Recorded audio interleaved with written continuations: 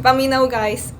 Earlier, gusto ko mopalit og tubig kay wala na ko'y tubig sa akong balay. And kiuhaw ko kaayo. So, miato ko sa tindahan. Unya gipangita ko tubig like dili dako, dili gamay, like 2 liters, something like that.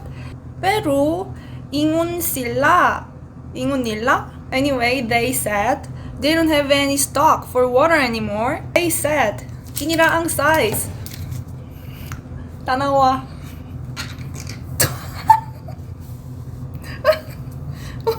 Uy! So, 10 liters. Dako kayo.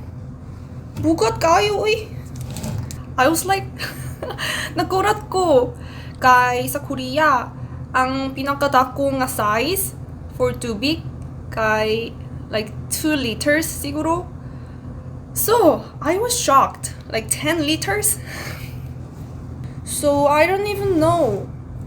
Like, pwede na ko sa butang ni sa baso.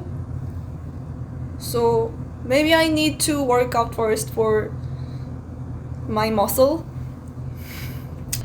Yeah, I'll figure it out anyway. Good night, guys.